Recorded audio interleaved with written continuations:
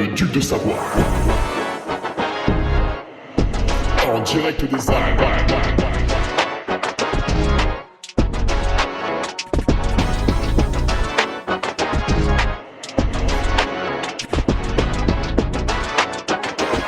Le podcast de Hugo Ferrari.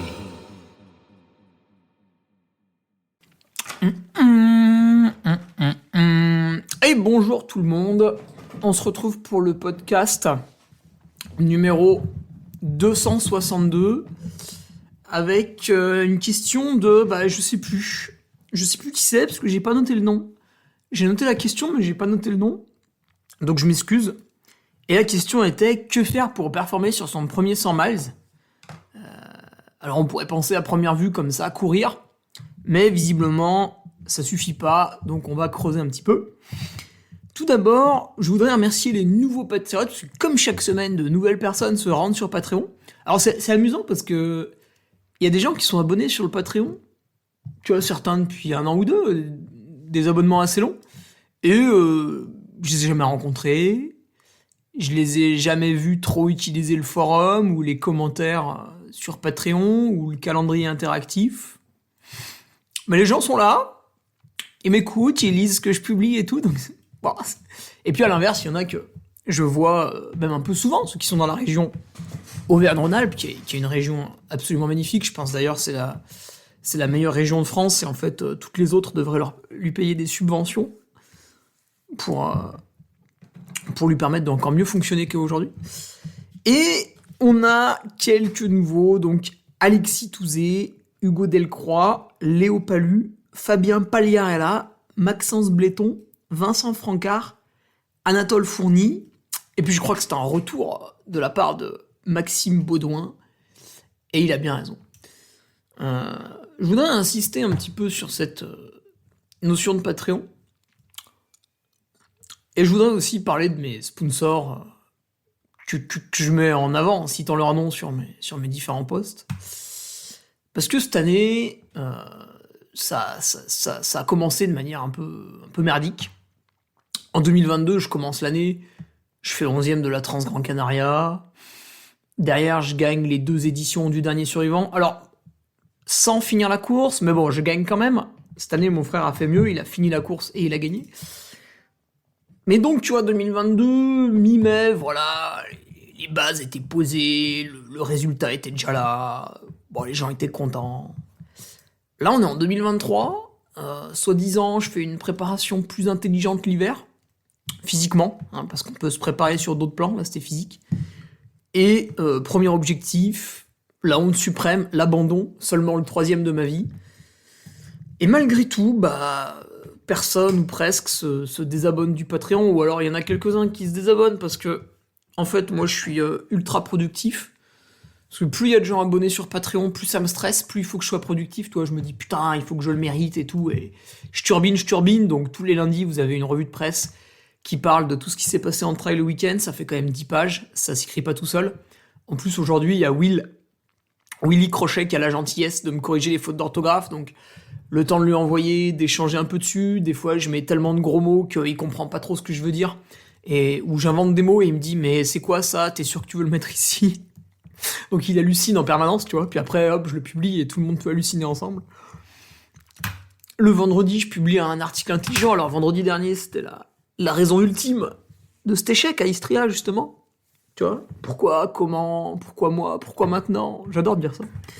Et puis ce vendredi, ça va être une enquête, justement, tu vois, une enquête sur, ok, il m'est arrivé ça à Istria, comment ça se fait, puis en fait, comment on le résout? Parce que finalement, la semaine dernière, je vous ai pas parlé de comment on résolvait le souci. Bon, j'ai posé un document de 16 pages, parce que voilà, on va pas commencer à lésiner sur la quantité et la qualité. Et cette semaine, en fait, on va proposer un élément de réponse sur comment on le résout. Et vous allez voir que c'est super chiant. Et ça ne me donne pas du tout envie.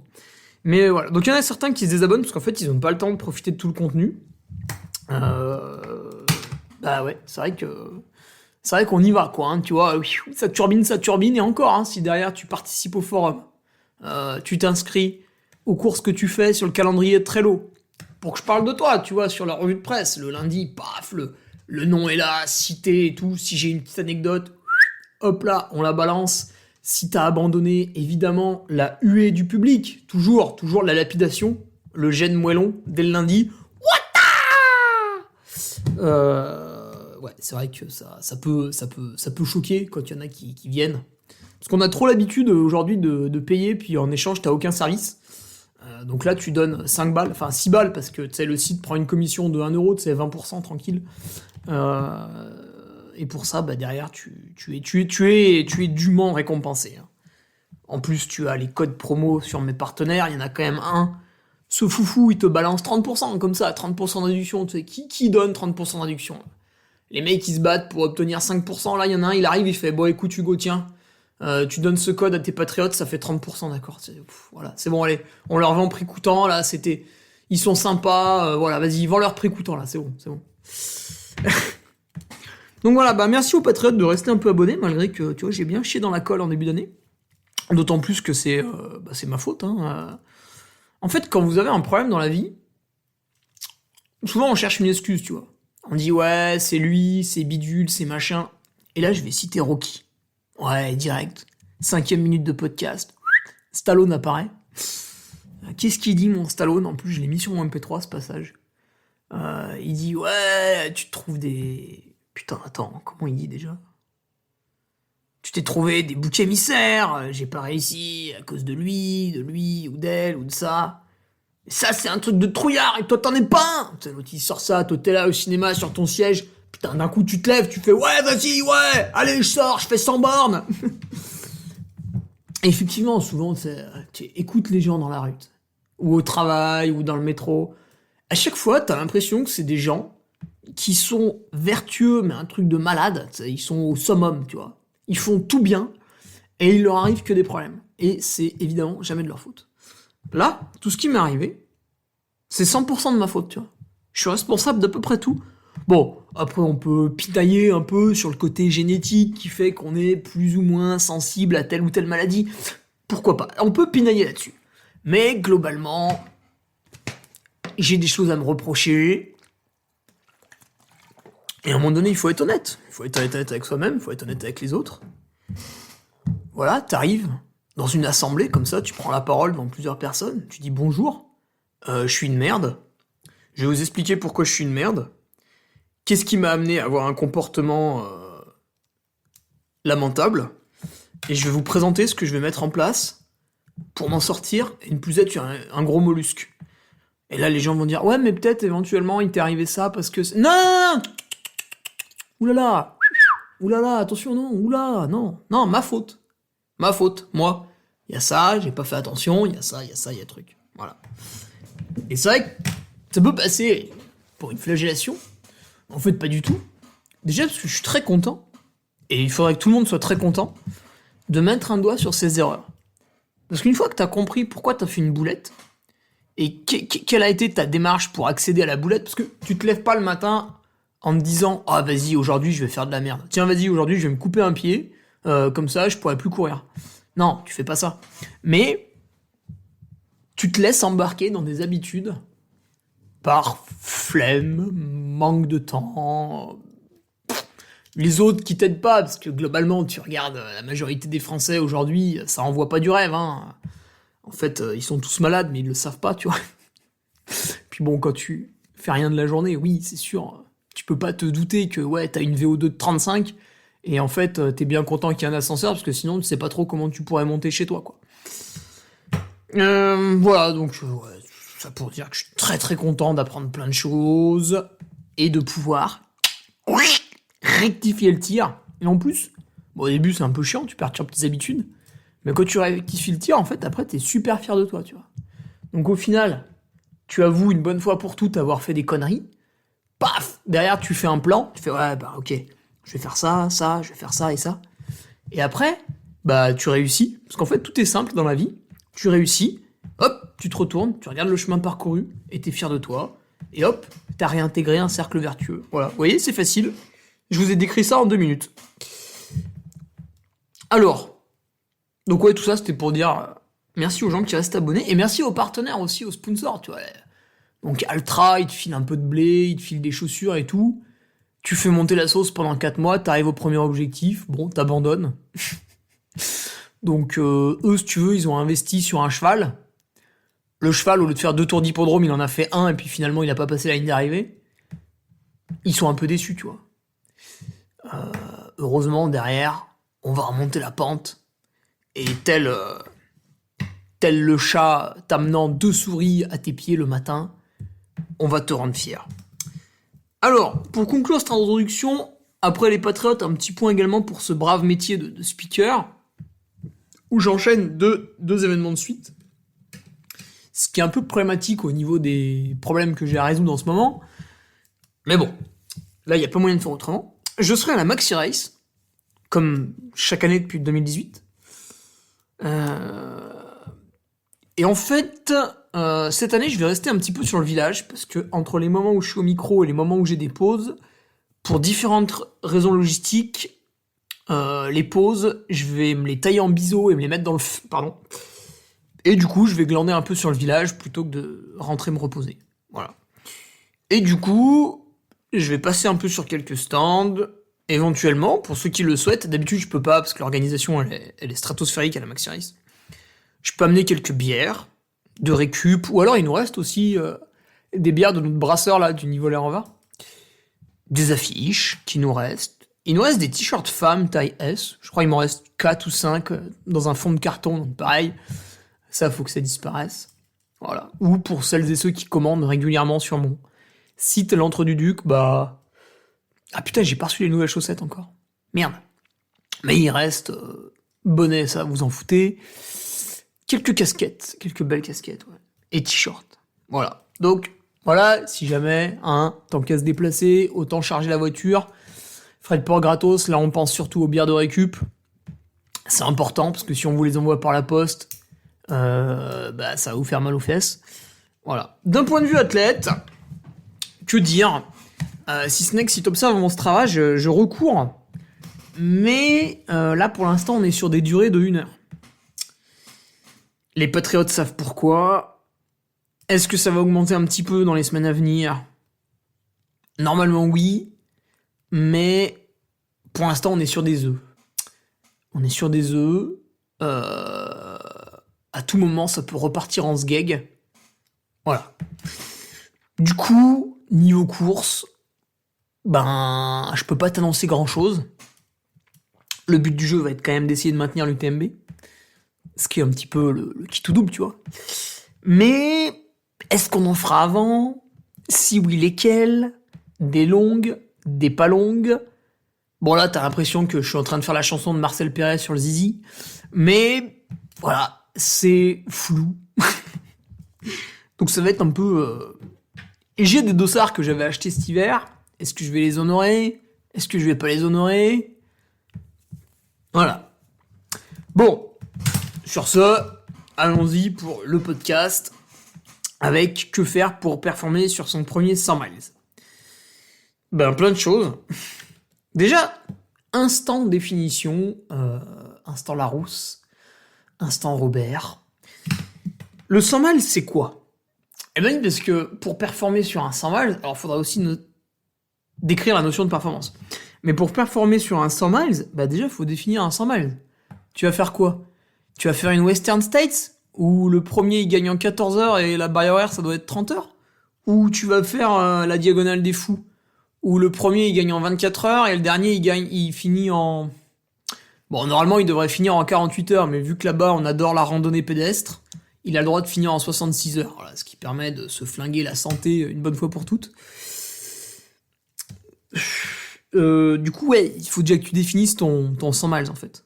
Ton effort surtout. Parce que toi t'es là, tu m'écoutes. Bon, j'imagine que c'est pas Jim qui m'écoute. Donc on va s'écarter de la première place. Donc on va pas préparer, tu vois, l'UTMB, le premier, mais un tout petit peu moins de 20 heures. Alors toi, tu vas mettre combien ? Tu vas mettre 25 ? Tu vas mettre 30 ? Tu vas mettre 35 ? Tu vas mettre 40 ? Tu vas mettre 45 ? Du coup, il faut savoir un petit peu combien de temps va durer ton 100 miles. Parce que un 100 miles, ça va du simple au double, selon le niveau sportif. Du coup, est-ce que on va préparer un effort de 24 heures de la même manière qu'on va préparer un effort de 48 heures. Je vous cache pas qu'il y a une des deux personnes qui va marcher beaucoup plus que l'autre. Et oui, même si déjà, le gars qui fait l'UTMB en 24 heures, c'est ce que j'ai fait l'an passé, enfin 23h34, on marche beaucoup. Bon, après, on marche vite. Et puis, on fait pas trop de pauses, quoi. Mais, est-ce que c'est la même préparation suivant le temps d'effort? Donc déjà, il faut pas juste dire « Moi, cette année, je fais un 100 miles ». Il faut se dire « Moi, cette année, je fais un effort qui va durer tant d'heures ». Bon, à peu près, hein, parce que quand vous prévoyez de faire un effort de 35 heures, si ça se passe bien, bah, ça se trouve, vous allez mettre 33. Puisque la prépa s'est bien passée, finalement vous êtes assez à l'aise là-dessus. Bon, du coup vous améliorez votre objectif. Et puis peut-être ça se passe mal, vous avez une ampoule et tout, puis vous finissez en 37, 38, 39, 40 heures. Donc déjà on va définir un temps de course. Et après ça fait 100 km, ça fait 100 miles, voilà, ça dépend du dénivelé, de la technicité. Donc déjà définir ce que c'est, tu vois, plutôt que dire je fais un 100 miles, je fais un effort de tant d'heures. Et puis après c'est vrai qu'il faut définir aussi la notion de performance. Que faire pour performer sur un 100 miles? Si je reprends mon exemple de Jim Wamsley, parce que je l'aime bien. Pour lui, il a fait 5e en 2017, il a fait 4e en 2022. Performer sur un 100 miles pour Jim Wamsley, ça va être non seulement de gagner la course, mais aussi, parce qu'il en a le niveau physique, améliorer le record de Kilian Jornet qui est de 19h48, 49 50, je sais plus. Il me semble que c'est 49, et Mathieu Blanchard, il est arrivé en 19h54. Donc pour Jim, en fait, vu que physiquement, c'est le meilleur, qu'on voit qu'il met en place beaucoup de choses pour réussir, tout en foirant encore certaines, on l'a encore vu à Istria, niveau ravito, il va vraiment falloir qu'un sergent-chef de la US Navy vienne mettre un peu d'ordre là-dedans. Physiquement, c'est un monstre. Donc, on attend de lui, et même lui attend de lui-même, un record de la course et une victoire. Maintenant, je prends le cas de Jean-Paul. Jean-Paul, il a une 50aine d'années. Il bosse à temps plein la semaine dans un métier qui est pas trop dur, mais voilà, ça l'occupe bien la semaine. Jean-Paul, ça fait 5-6 ans qu'il fait du trail. Il a déjà essayé un peu toutes les distances, jusqu'à 100-120 km. Et puis c'est vrai que cette année, il va faire l'UTMB. Il a été tiré au sort, il est très content. Il s'entraîne 8 heures de course à pied par semaine. De temps en temps, il ajoute une sortie vélo. L'hiver, quand il fait trop mauvais, il fait un peu de gainage.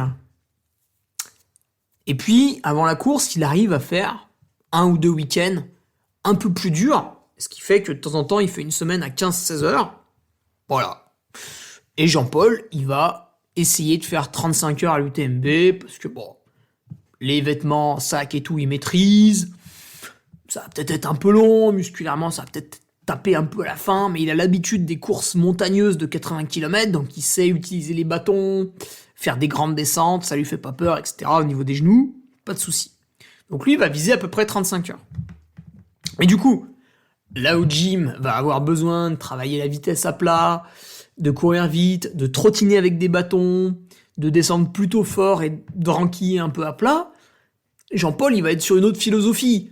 Lui, il va être beaucoup plus sur la marche, avec les bâtons, plutôt tonique, mais à aucun moment il va courir en bosse. Du coup, s'il réalise un entraînement où il court dans une montée, il est déjà dans l'erreur en fait. Il est déjà plus dans le spécifique. Ouais, mais je fais que 1 heure, du coup je peux me permettre de trottiner en bosse. Bah non. Non, il faut marcher. Puisque tu vas marcher sur ta course. Faut t'entraîner à marcher en fait. Donc, vous voyez que la notion de performance qui va vous amener à vous entraîner, il faut bien la définir avant. Et puis, il faut définir votre performance, en fait. Donc, pour le gym, on a compris ce que c'était.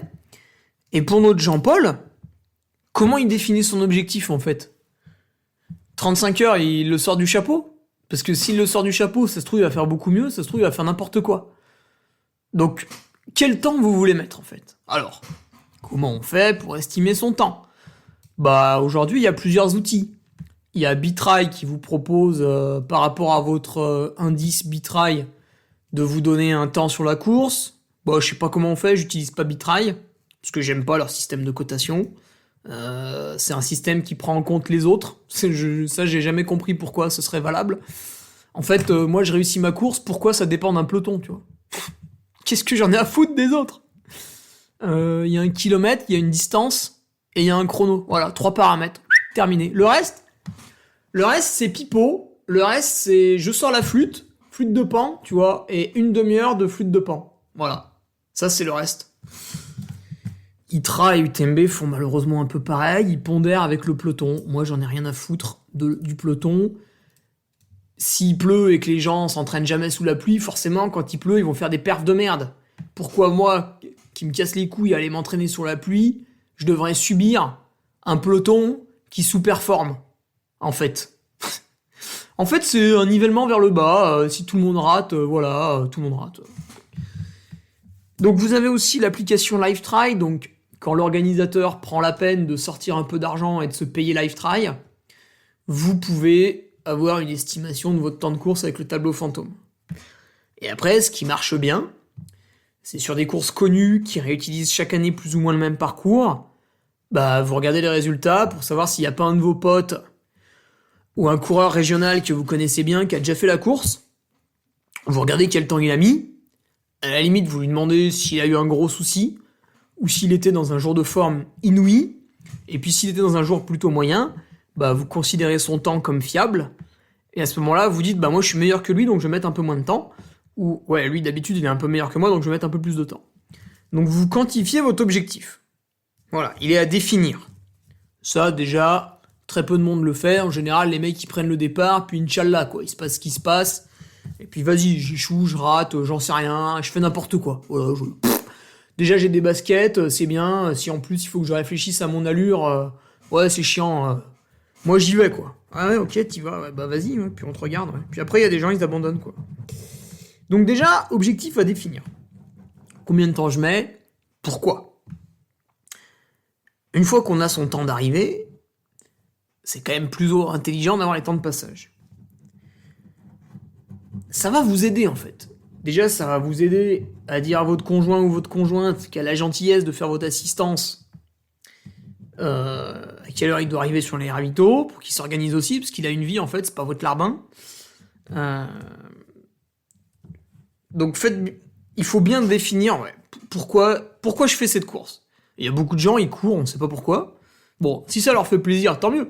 Mais une attitude de compétiteur, mais à tout niveau, parce que le compétiteur, c'est le premier et c'est le dernier. Ils ont tous un dossard. Il y en a un, il est fort, l'autre, il est pas fort. Mais le dernier et le premier, ils ont un dossard sur la poitrine. Ils franchissent la même ligne de départ, la même ligne d'arrivée, normalement en même temps. Bon, quand il y a du monde, on fait des vagues. Mais voilà. Le premier et le dernier, ils ont le même dossard, ils font le même parcours. Donc, ils ont... Ce qu'on attend d'eux, c'est d'avoir la même démarche. J'estime mettre tel temps parce que. Après, on peut s'en foutre et faire la course comme ça. Et finalement, ce discours, il s'applique aussi à ce que vous adorez appeler l'élite.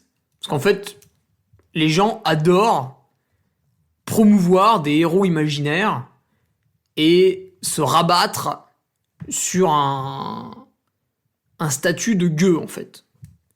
Vous réalisez la proclamation d'idole, comme ça, sur la base de rien. Et ensuite, vous créez vous-même une caste, alors que ça nuit à la société. Vous créez une caste où vous avez décidé que certaines personnes étaient des élites. Voilà, alors qu'en fait, ils sont rien du tout. C'est juste des gens qui sont soit un peu plus doués que la moyenne, soit qui réfléchissent un petit peu plus que la moyenne. Mais en aucun cas, on lui a tamponné un statut d'élite sur le front. Ça, c'est vous qui l'avez fait, sous réserve de votre appréciation personnelle du groupe, qui finalement est sujette à la discussion. Des fois, il y a des organisateurs, ils me disent « Ouais, j'ai tel coureur sur ma course, en élite et tout, faut l'annoncer. » Alors, je le fais pas pour pas le vexer, mais j'ai envie de lui dire « Non, lui, il est nul, j'en ai rien à cirer. » Et à l'inverse, il y a des coureurs qui sont pas connus du grand public, et qui sont vachement meilleurs que certains noms ronflants. Bon, je citerai pas de nom, parce qu'après, les mecs qui sont forts, ils vont faire « Oh, t'es prétentieux et tout, puis toi, qu'est-ce que t'as fait pour juger de mon niveau de performance ?» Ta gueule. Et voilà, y a des gens, tu les entends pas, d'un coup, ils gagnent une course, tu regardes leur chrono, il est très très bon, et puis on en a pas parlé, tu vois. Allez, regarde, exemple, allez, on est en freestyle, résultat, grand raid, à Réunion, parce qu'aujourd'hui je mets le grand raid de la Réunion à l'honneur. Je parle tout le temps de l'UTMB, on va changer un peu. Voilà, tous les classements 2022. Alors leurs classements sont assez bien faits sur le site. Voilà. Vous avez découvert l'an passé Bendiman. Bon, vu qu'il a fait 3ème, maintenant il est un peu connu. Mais si on prend le top 10, tu vois, par exemple, il y a un Belge, Jérôme Van der Scheig. Bon, je suis désolé, je sais pas trop comment on prononce. Vous le connaissez pas. Il est 7ème, il a mis 25h33, il arrive 3 quarts d'heure après Germain Grangier, donc lui vous le connaissez tous, hein, c'est votre élite, hein, Germain Grangier, voilà, c'est un élite, hein, ouais, c'est un élite. C'est un élite qui ne met que 45 minutes à Jérôme Van der Scheig. Ok. On peut prendre l'exemple inverse, donc j'ai mon Jérôme Van der Scheig là qui est 7ème, et j'ai mon ami Julien Chaurier, putain s'il écoute il va dire tu fais chier Hugo de m'avoir pas lancé comme ça à l'antenne. J'ai mon ami Julien Chaurier qui est très connu qui met 26h17. Bon Julien il a gagné 2 fois la Diag, hein, c'est pas Joel Clodo, il a fait un top 5 à l'UTMB, il a fait tout plein d'autres courses. Et puis Julien il court régulièrement à haut niveau depuis des années, hein. 4ème Trans-Gran Canaria 2019, voilà, un palmarès long comme le bras, effectivement, il est respectable. Néanmoins, mon Jérôme Van der Scheig, là, que personne sponsorise, personne lui attribue un statut d'élite, s'il s'inscrit à une course en France, personne va le connaître, il va payer son dossard, il va payer son hôtel, l'organisateur, tout le monde s'en fout, quoi. Et mon Julien Chaurier, bah, vous le connaissez tous en tant qu'élite. Alors, on va pas balancer que Julien Chaurier à l'antenne, on va passer à Antoine Guillon, il est 11ème. Antoine Guillon, 26h26. Jérôme Van der Scheig, 25h33. Regardez, je descends encore un petit peu, je tombe sur René Rovera. Ah, René aussi, il est connu. Élite, René. Bon, René, il commence à avoir un certain âge, donc moi je trouve il a la classe. Et puis, en 2019, il sortait encore des performances stratosphériques. Qu'est-ce qu'il avait fait ? 25 heures à l'UTMB, je crois. Voilà, bon. Costaud, quoi. Mais René Rovera à 26h54 à la Diag. Jérôme Van der Scheig, il est arrivé 1h10 avant, quoi. Là, je tombe sur Benjamin Roubiol. C'est le vice-champion de France de trail longue distance. Donc là, évidemment, coureur élite. Oh là là, impressionnant. Jérôme, il est arrivé 2 heures avant. 2 heures. Ouais. Oui, mais Benjamin, c'était sa première longue distance, gna gna gna. Oui, d'accord. Mais voilà, donc arrêtez de parler sans arrêt d'élite, on s'en fout. Il y a des coureurs qui sont forts, qui performent régulièrement. Du coup, on les voit souvent dans les médias, parce qu'on parle de leur performance. Il y en a d'autres, on les voit un peu plus dans les réseaux sociaux, parce qu'ils communiquent très très bien. Par exemple, Julien Chaurier communique pas trop mal. Germain Grangier, c'est intéressant de le suivre. Il communique très bien aussi. À l'inverse, Beñat Marmisol communique pas. Voilà, c'est comme ça. Jean-Philippe Tchoumi, qui était 2ème, ne communique pas. Ou très peu. Chacun son style. Mais du coup, certains sont mis en avant, d'autres non. Et puis t'en as... tu vois, Kevin Michaud, 22ème du Team Brooks. Ben, il revenait d'une grave anémie en fer. Il fait 22ème de la Diag. Personne le voit. Donc son statut élite, on n'en parle plus, on sait plus qui c'est, machin, bidule. Sauf que Kevin Michaud, il a un moteur. Et un jour, il va reclaquer une belle perf. Il va claquer un top 10 aux Canaries, voilà. Et là, les gens vont faire « Ah, c'est qui Kevin Michaud, machin, tout, bidule ?» Eh ben ouais, tu vois, n'importe qui, il a des moments, il y a des années, il est plutôt bien, des années plutôt en dessous. Voilà, donc arrêtez avec ce statut élite, c'est ridicule. C'est comme Sanjay Sherpa. Sanjay Sherpa, à chaque fois qu'il se pointe, ouais, c'est l'élite, le machin, le truc, le bidule. Sanjay, c'est le mec qui a des écarts de performance énormes. Sanjay, il y a des week-ends, il est nul. Et il y a des week-ends, il est énorme. L'an dernier, Sanjay, il fait 1, 2... Il fait 3 ultras, pas terrible. À un petit niveau, tu vois. La SwissPix, l'UTMB, bon, il performe pas, il finit assez loin dans le classement. Et après ça, 3e semaine de suite, le mec va au Wilstrubel. Tu te dis, mais gros, t'as déjà fait l'UTMB, t'as déjà fait la SwissPix, calme-toi. Tu vas pas performer, c'est impossible. En plus, t'as fait 2 performances de merde. Pourquoi tu vas encore à Wilstrubel? Et Sanjay Sherpa, tu sais pas pourquoi, il fait 3e. Parce que voilà, parce qu'il a un moteur. Les planètes, elles se sont alignées. À la SwissPix, il a pas réussi parce que ceci, parce que cela. Oui, il a fait 2e, mais parce qu'il y a personne à la SwissPix. À l'UTMB, bon, il fait genre 125e, donc oui, c'est pas une réussite. Mais encore une fois, il lui est arrivé telle péripétie, telle mésaventure. En fait, nous, on vit pas avec lui.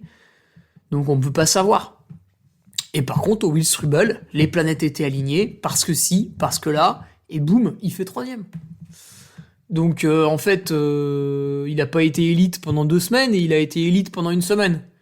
Donc ce statut veut vraiment rien dire. C'est vraiment aberrant. C'est vraiment aberrant, quoi. Voilà, encore une fois, Jérôme Van der Schegg, 45 minutes derrière l'élite Germain Grangier, sur une course de plus de 24 heures. Bon, j'en étais où là? Du coup, je me perds un peu. Je vais boire un coup. Ça va me remettre les idées en place. Évidemment, je vais pas faire de coupure. Donc tu patientes le temps que je me désaltère. Ah, ça va, je me suis bien désaltéré, je vais pouvoir reprendre. Donc tout ça pour dire que tout le monde, à n'importe quel niveau, doit définir son objectif. Et je dirais qu'aujourd'hui, ce qui m'agace de plus en plus, enfin non, ça m'agace pas parce que j'en ai rien à cirer, mais ce que je trouve... vous avez tout un tas de coureurs qui se revendiquent un petit peu professionnels. Parce qu'ils veulent de l'argent, en fait. Et moi, je trouve que c'est un tout petit peu problématique. Parce que les gens veulent devenir professionnels, donc il reste... Voilà, vous pouvez suivre le compte Instagram. Tiens, d'ailleurs, je le suis pas parce que je trouve ça assez ridicule, mais... Vous pouvez suivre le compte Instagram pro... Ah merde, Instagram. Attends, je vais sur Instagram en même temps. Voilà. Vous allez dans Recherche, vous tapez Pro Trail Runner. Donc là, c'est amusant parce que dans la confrérie des Pro Trail Runners, il y a énormément de mecs qui sont pas du tout pros. Mais ils les ont ajoutés quand même. Et donc, l'association Pro Trail Runner, elle a tout un tas de doléances parce que, en fait... certains estiment qu'on les utilise. Mais gros, arrête de te laisser faire déjà. Si tu veux, moi, quand je bossais, j'avais un CDD. À un moment donné, mon employeur, il m'a cassé les couilles. Je lui ai dit, mais en fait, si t'es pas content, c'est pareil. Je l'ai regardé. Il était vachement pas content. Il a commencé à crier. Moi, je lui parlais sur le même ton que je te parle. Et je lui ai répondu. J'ai attendu qu'il arrête de parler, parce que je coupe pas la parole aux gens. J'ai reçu une éducation quand j'étais enfant. C'était pas son cas, apparemment. Et je lui ai posé la question, une fois qu'il avait fini de m'engueuler. Je lui ai dit, mais tu vas faire quoi? Tu vas me virer? Tu peux pas. Et là, il y a eu un blanc. Et en fait, il a arrêté de me casser les pieds. Parce qu'il a senti que face à lui, il avait quelqu'un de calme, de posé, qui savait ce qu'il faisait. Et que, voilà. Et c'est pareil, les relations, en fait, avec les sponsors et les partenaires, c'est les mêmes. À un moment donné, si t'estimes que ton sponsor, il t'en demande trop par rapport à ce qu'il te donne, tu l'appelles, tu lui dis bonjour machin, tu me demandes de faire une publication par mois, mais tu me files moins de 1000 balles à l'année. Donc en fait, je vais pas les faire, parce que j'estime que ça vaut pas le coup. Si tu veux vraiment que je fasse les publications, on en rediscute et tu me revalorises ce que tu me donnes. Et sinon, bah, tant pis en fait. Trouve-toi un autre gars, quoi. Et donc, vous avez tout un tas de coureurs, allez, élite, ça vous plaît, qui se font un peu sponsoriser. Alors, ça peut être des dotations de matériel plus ou moins conséquente. On va peut-être te donner pour 500 euros de matériel, on va peut-être te donner pour 5000 euros de matériel, j'en sais rien. Donc une dotation de matériel plus ou moins conséquente, ou des remboursements de frais. Peut-être qu'il y a une entreprise qui va dire « Ouais, moi je t'aime bien, je te rembourse tous tes frais de route, tu les fais passer sur ma boîte, je te rembourse les hôtels, la vente des courses, des trucs comme ça. » On peut tout imaginer en termes de partenariat. Ou vous pouvez avoir des entreprises qui disent « Bah moi je t'aime bien, je te donne de l'argent. » Donc aujourd'hui, c'est ce que font beaucoup d'équipementiers. Le Team Brooks, le Team ASICS, le Team Salomon, Sidas Matrix, j'ai pas la certitude, mais j'imagine que oui. Altra, enfin voilà, en général, vous avez un coureur d'un bon niveau, vous avez envie de le garder les années futures pour pas qu'on vous le pique, vous lui donnez un petit peu d'argent.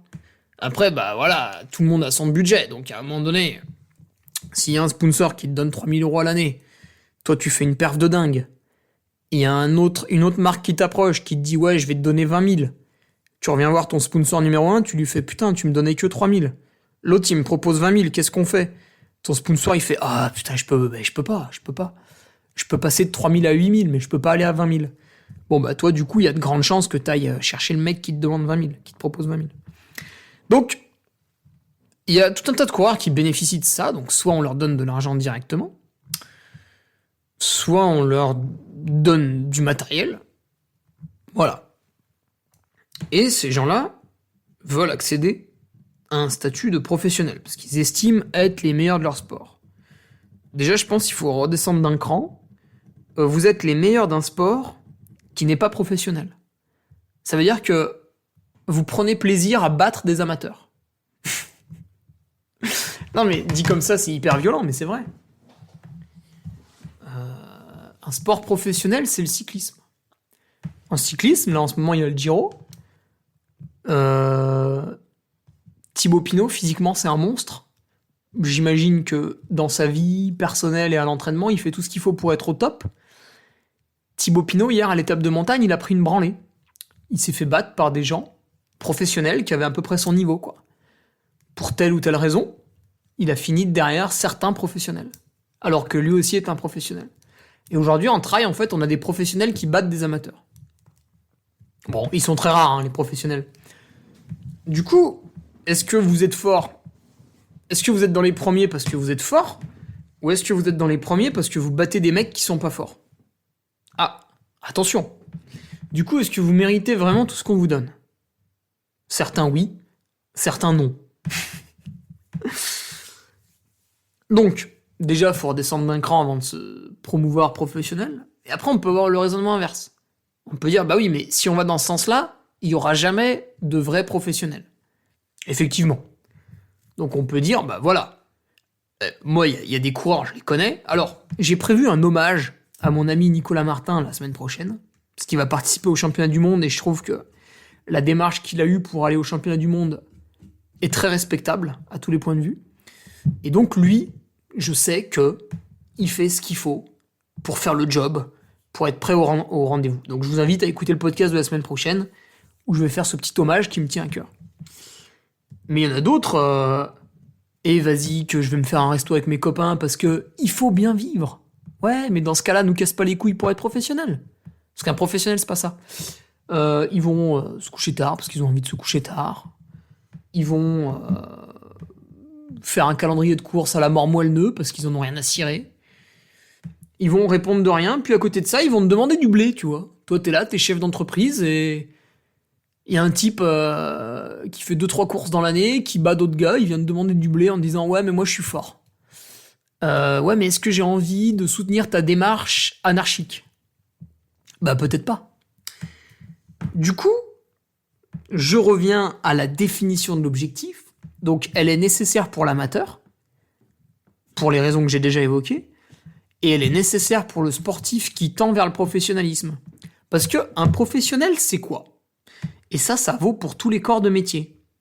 Par exemple, vous êtes commercial pour une entreprise, ben vous avez des objectifs à réussir dans l'année. Il n'y a pas le patron qui vous donne un salaire tous les mois, puis vous faites ce que vous voulez. Vous avez fait 10 000 euros de chiffre d'affaires, vous avez fait 100 000 euros de chiffre d'affaires, bon voilà, tout le monde est content. Non, vous avez des objectifs. Et vous êtes payé en fonction de vos objectifs et de leur réussite ou non. Si vous faites 20 000 euros de chiffre d'affaires, vous avez accès à telle prime. Si vous faites 50 000 euros de chiffre d'affaires, vous avez accès à telle prime, etc., etc., etc. Il y a une grille de prix. Bon, sauf pour les fonctionnaires qui, eux, s'ils travaillent, ils sont payés 1500 euros à la fin du mois. Enfin, je dis n'importe quoi, hein, ça dépend du fonctionnaire. Et puis s'ils travaillent pas, ils sont quand même payés 1500 euros à la fin du mois, puis on peut pas les virer parce que c'est les fonctionnaires de l'État français. Oh. Alors, je critique pas parce que si on n'est pas content, il suffisait de faire fonctionnaire. Il y a un concours de la fonction publique, il est ouvert à tous.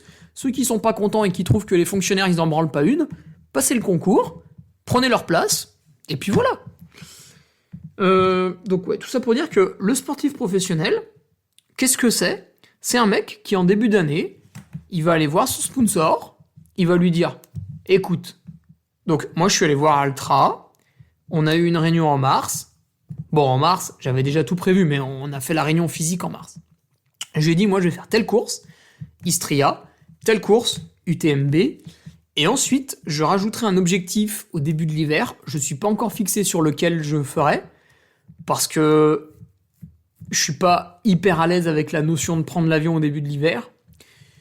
Et peut-être que en France, il n'y a pas d'objectif qui correspond à mes qualités ou à mon calendrier d'animation. Donc, il y aura un objectif au début de l'hiver, mais je peux pas te dire encore lequel c'est. Par contre, je vais faire le 100 miles of Istria, je vais faire l'UTMB. Entre les deux, je vais participer à une course qui sera un petit peu un objectif secondaire. Donc là, je m'avance pas sur la performance que je ferai parce que ça va dépendre d'autres paramètres, mais tu jugeras ma saison sur l'objectif numéro 1 Istria, l'objectif numéro 2 l'UTMB et l'objectif numéro 3 qui sera fin novembre, début décembre. Si je réussis les 3, je vais te demander une augmentation. Si j'en réussis un seul, je vais te demander de maintenir ce que tu me donnes. Sauf si c'est l'UTMB et que je fais un top 5. Là, je vais t'en demander un peu plus, en fait. Ou un top 10. Parce que accéder à un top 10 à l'UTMB... Aujourd'hui, vous faites un top 10 à l'UTMB. Si vous êtes quelqu'un qui communique pas trop mal, il vous faut 20 000 euros à l'année. Sinon, c'est qu'on vous met 20 cm dans les fesses. Ne prenez pas 20 cm dans les fesses. Ensuite, et si je réussis 0 objectif, tu vois, je rate Istria, donc ça, bah, je l'ai fait, j'ai raté Istria. Je rate l'UTMB, bon, bah, c'est possible, hein, imagine au kilomètre 100, je me fais une entorse. Je rate mon objectif de fin de saison. Bon, là, c'est quand même pas de bol, hein, de faire 3 fois de la merde dans l'année. Je lui dis, bah, écoute, là, tu serais en droit de me retirer une partie de ce que tu me donnes. Voire même de me dire, Hugo, en 2024, t'es plus au team. Pourquoi pas, je l'accepterai. Donc ça, c'est ça. Tu définis des objectifs. Et tu dis pourquoi. Pourquoi je vais à Istria. Pourquoi je te propose un objectif avec l'UTMB 4 mois après. Pourquoi je te propose un objectif 4 mois après. Tu peux aussi dire, voilà, je pense que je vais être bon physiquement mi-avril parce que en janvier, je vais faire ça. En février, je vais faire ça. En mars, je vais faire ça. Donc tu dis pourquoi tu vas réussir. Enfin, pourquoi tu penses que tu vas réussir. Et après, ton sponsor, une fois que tu as échoué la course, bah, tu dois lui donner une explication. Pourquoi j'ai échoué. Pourquoi physiquement, j'étais pas au niveau. Pourquoi j'ai fait telle chute. Pourquoi mon corps a eu tel problème. J'ai eu de la fièvre, etc., etc. Tu vois, je sais pas, il peut être arrivé plein de merde. Donc tu dois justifier aussi l'échec auprès de ton sponsor, parce que si tu as une démarche professionnelle, ton sponsor c'est ton employeur. Quand tu es au travail, moi j'étais ingénieur, je réalisais des circuits imprimés, et un jour on les imprimait souvent, puis on les produisait, et puis un jour il y a eu une série, j'ai merdé en fait, j'ai mal dessiné une piste, et du coup toute la série il a fallu la balancer. Donc je sais pas, j'avais dû faire perdre... Bon, moi je faisais pas des gros trucs, je faisais des trucs hyper spécifiques en toute petite série, parce que j'étais un expert en fait. Je suis expert en tout, je vous l'ai dit. Et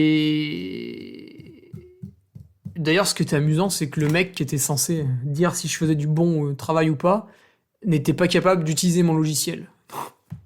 Alors que lui disait qu'il était capable. Quel imposteur. Quel imposteur. Oh là là là là. Et ouais, un jour, je me suis piné, et du coup, j'ai dû justifier ce jour-là de pourquoi j'ai mal dessiné le circuit. Voilà. Alors, ils m'ont pas viré, parce que c'était pas une faute grave, Mais je peux te dire que la série d'après, j'avais pas intérêt de la rater. Là, on aurait été encore plus méchant avec moi. Donc voilà, il faut aussi définir son objectif quand on est un sportif qui vise l'excellence, qui vise d'avoir des sponsors. Et ça, même si vous dites, ouais, mais moi, je suis plutôt bon, donc j'ai des marques qui me font des petites dotations matérielles, mais jamais on me donnera de l'argent. Ok, ça arrive aussi. Par exemple, un coureur qui a une cotation à 750, bah moi, ça me choque pas qu'il y ait une marque qui lui donne des paires de chaussures, qui lui donne des vêtements, ou une marque de nutrition qui lui donne un peu de bouffe, tout ça. Bah oui, avec une cotation de 750, c'est quelqu'un qui, sur les trails régionaux, est souvent mis en avant, et du coup, il véhicule une image de marque plutôt positive. Donc moi, si je posséderais une marque, bah je serais très content de donner un petit peu à des coureurs de seconde zone, parce que par rapport à quelqu'un qui a une cotation à 850, ce mec-là, il va jamais exister. Mais si c'est sur les mêmes courses, mais bah il va exister à d'autres moments, il va véhiculer une image positive auprès de sa communauté locale, et ça me fait plaisir de l'aider. Mais du coup, lui aussi, il doit me donner ses objectifs en amont, me dire pourquoi il va réussir telle ou telle course, et pas me dire, ouais, vas-y, file-moi pour 500 balles de nutrition, et t'inquiète, je vais faire des courses dans l'année, t'inquiète pas, je t'enverrai une photo. Non, tu me dis là où tu vas, pourquoi tu y vas. Donc voilà. Alors, justement, notre auditeur qui m'a donné cette question, putain, je vous jure, je me drogue pas. Notre auditeur qui m'a donné cette question, lui, c'est une belle personne. C'est quelqu'un qui a déjà défini son objectif, en fait. Et lui, son objectif, c'est d'arriver dans les 5 à 8% du début du peloton. Ce qui veut dire que si on a 1000 coureurs, il veut être dans les 50 premiers. D'accord ? Ou dans les 80 premiers. Il veut être entre 50 et 80 si la course a 1000 coureurs. Ok. Alors après, on peut... Ça le regarde, hein, mais on peut lui demander pourquoi il estime que sa performance, c'est d'être dans les 5 ou à 8% des premiers. Bon, moi, j'ai pas la réponse. Du coup, que faire pour performer sur son premier 100 miles ? Maintenant qu'en 45 minutes, on a à peine défini ce que voulait dire la question, on va aller vite. Ce qu'il faut faire, c'est une progression sur plusieurs années. Pourquoi ? Parce que si vous débutez en course à pied, vous êtes débutant en course à pied, bah allez-y, mettez des baskets et allez courir 30 bornes. Vous allez voir, c'est difficile. Vous allez avoir mal partout, le lendemain vous aurez des courbatures de l'espace, et sans aucun doute, vous serez déclenché un TFL. Si c'est pas tout de suite, ce sera rapidement. Donc, il faut courir sur plusieurs années, parce que pour domestiquer des distances longues, d'abord il va falloir valider un effort de 2-3 heures de course à pied continue. Après, il va falloir valider un effort de 5-6 heures. Après, il va falloir valider un effort d'une dizaine d'heures. Et après, on va passer à la vingtaine d'heures. D'accord ? Il y a quelques étapes comme ça à réaliser. Si vous êtes rapide, tous les 6 mois. Sinon, tous les ans. Ça me paraît envisageable pour à peu près tout le monde. Donc, d'où on part ? Est-ce que je cours déjà un petit peu depuis longtemps ? Du coup, finalement, je peux déjà me tester sur un 50 bornes. Ou est-ce que, moi, je suis un coureur sur route. Ma spécialité, c'était le 10 bornes. Bah déjà, quand je vais faire un trail de 30 km, ce sera bien pour ma première année, tu vois. Et puis on passera à un 60 km montagneux dans la deuxième année, et un 100 km montagneux dans la troisième année, et un 100 miles dans la quatrième année, tu vois. Donc voilà, d'où je pars. Parce que, non seulement, tout ce qui va vous faire mal, en fait, c'est parce que vos muscles vont pas être habitués à courir autant.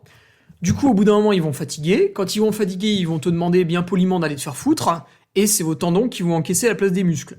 Je vous fais pas un dessin, les tendons ils sont pas faits pour ça, donc vous allez vous faire ce qu'on appelle des tendinopathies parce que vous allez abîmer vos tendons. Quand vous avez une tendinopathie, vous cassez les couilles à tout le monde parce que vous avez mal. Je comprends pas pourquoi j'ai mal. C'est parce que t'as fait de la merde. Donc, tu reprends un programme progressif. Il faut faire attention à une autre chose, même si vous courez bien, vous vous adaptez bien à la charge et tout. Là, il y a la peau de vos pieds. Quand vous êtes un débutant, la peau de vos pieds, elle est fine, comme la peau d'un bébé. Alors que quand vous allez être un coureur confirmé, ou alors vous avez un métier où vous marchez toute la journée, paysagiste, etc., sur les chantiers, tout ça, vous avez de la corne sous les pieds. Du coup, vous allez être moins sensible que quelqu'un qui a un métier de bureau et qui n'utilise jamais ses pieds. Donc attention aux pieds, il faut être progressif là-dessus aussi. Putain, j'ai encore soif, c'est pas vrai. Ah. Et ouais, les tendons, quoi, rotuliens, etc. Le sommeil, bah on s'en fout un peu, mais sachez que sur le premier ultra que vous allez faire, vous allez passer la nuit dehors, il est très possible que vous ayez tendance à piquer un peu du nez. Plus vous allez réaliser des ultra trails en passant la nuit dehors, moins ça va vous arriver. Moi aujourd'hui, ça m'arrive quasiment plus. Après, il y a des petites choses à mettre en place pour pas s'endormir, mais ça vient aussi avec l'expérience. Ensuite, donc on en parle à demi-mot déjà, la progressivité dans le training. Voilà. Au début, il va falloir vous faire des semaines où vous courez 50 bornes par semaine. Une fois que vous maîtrisez ça, vous allez courir 80 bornes par semaine. Une fois que vous maîtrisez ça, épisodiquement, vous allez passer à 100 km. Après, je pense que là, on est sur une limite pour beaucoup d'entre nous, donc on va pas trop la dépasser. Moi, c'est assez rare que je cours plus de 100 km d'ailleurs. Donc voilà. Et après, il faudra être capable, épisodiquement, de faire une semaine à 120. Épisodiquement, de faire une semaine à 160. Et avant votre premier 100 miles, ce serait bien que vous ayez fait une semaine ou deux à 200 km. Pas d'affilée, hein. Genre, un mois avant, vous faites une semaine à 200 km, si possible un petit peu en montagne, et 2 mois avant, vous faites une semaine à 160 km, si possible un peu en montagne. Pour que le corps, il ait l'expérience de courir sur fatigue un peu, quoi. Pareil au niveau du D+. Voilà, au début, vous allez faire régulièrement 2000 de dénive par semaine. Après, vous allez passer à 3-4 000. Et puis là, pareil, on va être sur une petite stagnation. Donc, vous allez entretenir tout ça. Et de temps en temps, vous allez faire, boum, 8000. Après, il faut aussi tout tester. Donc ça, pareil, ça prend un peu de temps. Parce que l'alimentation, vous allez faire un plan nutritionnel. Puis finalement, bah, vous allez vous rendre compte que les bars, vous n'arrivez pas à les bouffer. Finalement, il faudra bouffer des compotes. Et puis finalement, vous pouvez pas en manger tant que ça des compotes. Du coup, au ravito, il faut vous faire une petite purée de pommes de terre, etc., etc. Donc là, peut-être il va falloir 1 ou 2 80 km en montagne pour se régler, un 120 km montagneux pour se régler, et puis finalement, sur votre premier 100 miles, bah du coup, vous pouvez réussir. Et pareil, du coup, ça va prendre 2-3 ans. Le sommeil, bah je le disais, hein, donc pour le sommeil, moi je vous conseillerais de d'abord vous taper des 80 km où vous passez la nuit dehors. Donc typiquement la Maxi Race. La Maxi Race, le départ il est à 2h50 du matin, j'imagine que vous n'allez pas trop dormir. Donc ça c'est déjà pas mal. Sur un 100 km, un 120 km, c'est pas rare de partir à 22-23 heures, et du coup vous faites une nuit blanche.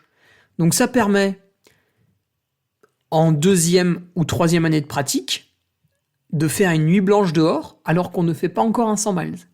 Et ensuite vous vous lancez sur le 100 miles, et là vous êtes prêt à faire une nuit dehors, parce que vous en aurez déjà fait une, d'accord ? Bon après évidemment on peut le faire à l'entraînement aussi. Pour ceux qui ont la flemme d'aller sur des courses, parce que il faut payer le déplacement, il faut payer le logement, et il faut payer le dossard. Bah, faites-vous un 80 km autour de chez vous, ça peut être marrant. Ça peut être l'occasion de faire un défi. Donc voilà.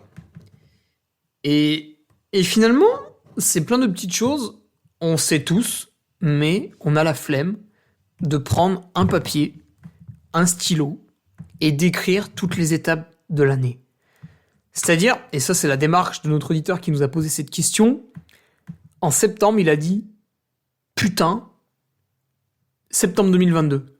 Septembre 2022 il fait « Putain, je prépare la Diagonale des Fous 2023. C'est parti !» Donc là le mec il prend un papier et un stylo, il écrit tout en bas de la feuille « Octobre 2023. Je suis une machine au Grand Raid de la Réunion. Je finis dans le top 100, je veux rien savoir. » Et mois après mois, il remonte les étapes. C'est quelqu'un qui pratique un petit peu. Il remonte les étapes, il met un mois avant, je vais faire un week-end choc. 2 mois avant, je vais faire un autre week-end choc. 3 mois avant, je vais faire une grosse course. 80, 100 km. 3-4 mois encore avant, pareil, je vais refaire un 180, 100 km. Et puis l'hiver, je vais bosser ça, ça et ça. Et puis toute l'année, je vais jamais prendre les bâtons parce qu'ils sont interdits au Grand Raid, etc., etc.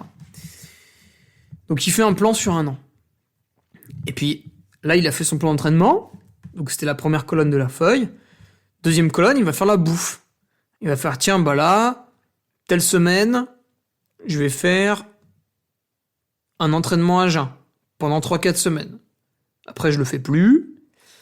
Et puis après, le mois suivant, il y a une semaine où je vais me faire des low carb. Ok, après il le fait plus.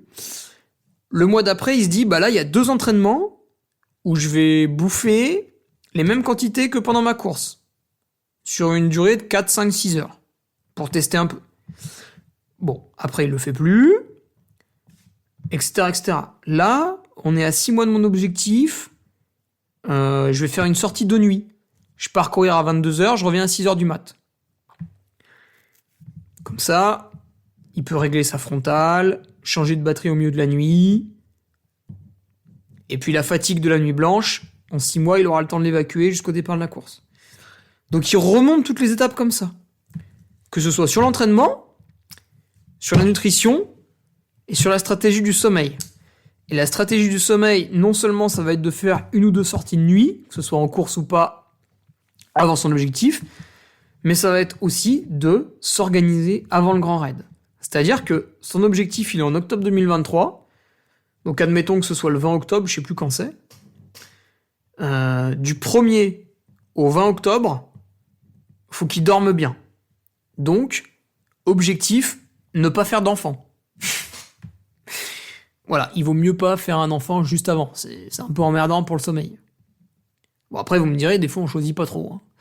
On ken, et d'un coup, paf, un gosse. Ouais, je le sais, hein, j'en ai 27. Heureusement, je les ai pas reconnus, mais bon, c'est chiant, hein, des fois. Elle demande un peu de la bouffe, là. Non, je déconne. Mais voilà, bah, si vous avez un désir d'enfant, faites-le naître juste après votre objectif, soyez pas con. Ou alors, une fois que vous savez quand est-ce que l'enfant prodige va naître, parce qu'à chaque fois que vous faites un enfant, c'est un enfant prodige, hein, vu que c'est le vôtre. Quand vous savez sa date de naissance, bah, réalisez votre objectif 1 mois avant. Comme ça, vous êtes peinard. Après, vous vous reposez, la naissance de l'enfant prodige, vous pouvez vous en occuper, etc., etc. C'est trop bien. Quand tout coïncide. Prenez des vacances avant votre course. Sauf si vous avez un métier oisif, en bureau. Mais vous stressez pas avec des réunions. Si un collègue vous casse les couilles, vous le regardez et vous faites Homer Simpson. Homer Simpson, quand on lui parle, dans sa tête, il y a un singe qui joue de la musique. Et bah c'est pareil, votre collègue un peu chiant, ou votre patron, de toute façon il peut pas vous virer. Hein. Quand il vous parle mal, qu'il vous agace, vous le regardez, vous ne l'écoutez pas sous aucun prétexte. Vous pensez à ce que vous allez manger le soir, à l'entraînement du lendemain, etc., etc. Vous le laissez parler. À chaque fois qu'il finit une phrase, vous lui dites oui, comme ça il est content. Au bout d'un moment, il va partir. Comme ça, vous vous stressez pas. Vous faites oui, ta gueule, oui. Non, vous dites pas ta gueule, parce que là, il va peut-être s'énerver. Mais vous lui dites oui, comme ça il est content. Vous pensez à autre chose, et il va partir. Comme ça vous stresse pas, et puis il part. Si vous avez un métier difficile, bah, mettez des jours de congé avant la course pour se reposer et bien dormir. Et ça rentre dans la case sommeil. Voilà. Donc là, on a toutes les étapes pour performer sur son 100 miles. Et donc, ce qu'il nous dit, pour conclure un peu le podcast, notre ami, c'est qu'il est convaincu qu'en ayant la volonté de réussir et en mettant en place tous les éléments en sa faveur, donc le sommeil, l'alimentation, tout ça, on peut arriver à être performant sur son premier 100 miles. Et oui, il a raison. En fait, moi, j'ai réalisé l'UTMB pour la première fois en 2018, c'était mon premier 100 miles. Et malgré que je me sois cassé la rotule l'année d'avant, ce qui a nécessité quand même 6 mois de guérison, ce qui est assez impactant, malgré que je me sois fait une entorse à la cheville avec une atteinte ligamentaire de niveau 3 ou 2, je sais plus, à 2 ligaments, ce qui en fait nécessitait un arrêt de la course à pied pendant 6 semaines que j'ai pas du tout respecté. Je me présente à l'UTMB et je réalise 26h30. Ce qui est pas trop mal, compte tenu du passif. Parce que c'était mon premier, parce que je l'ai très mal préparé. Mais, par rapport à toutes les blessures que j'avais subies pendant 10 mois, j'estimais avoir mis toutes les cartes de mon côté pour performer le jour J, donc j'étais OK avec mes performances en passant la ligne. Par contre, j'ai évidemment vu tous les axes de progression. L'axe de progression numéro 1, c'est ne pas se fracturer la rotule. L'axe de progression numéro 2, c'était ne pas arracher 2 ligaments et une partie des os 8 semaines avant la course. Ça, c'est très embêtant. Et après, il y avait d'autres axes d'amélioration sur la bouffe, sur le sommeil, etc. Mais déjà, j'estimais avoir posé une première pierre et j'étais satisfait de ma performance sur mon premier 100 miles. Voilà, quoi. Donc, j'espère que j'ai répondu un peu à ta question. Et surtout, je me suis bien amusé à définir le pourquoi du comment. Et enfin, mon ami, j'ai oublié ton nom, je suis désolé, j'ai oublié de le noter, putain. Ton objectif, et on suivra ça avec grand intérêt. Attention, on note tout ici. Tu me dis top 100 et moins de 35 heures à la diag. Fais attention parce que les deux ne vont pas forcément ensemble. En 2022, le centième mettait 34h37. 34h47. Donc si tu mets 35 heures, tu feras pas le top 100. En 2021, le centième, il mettait 34h38.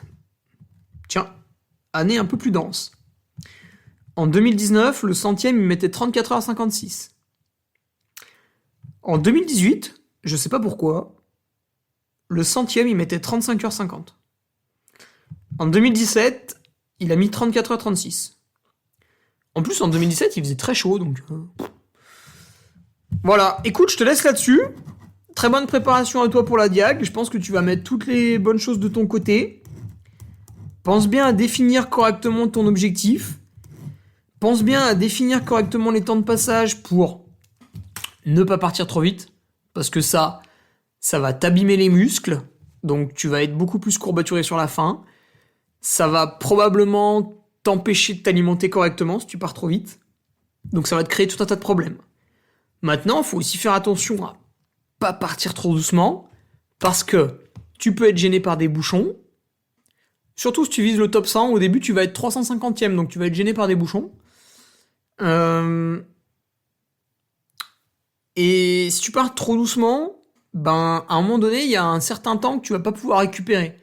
Parce que t'auras beau être frais à la fin et finir fort, t'auras une usure à cause de la nuit blanche.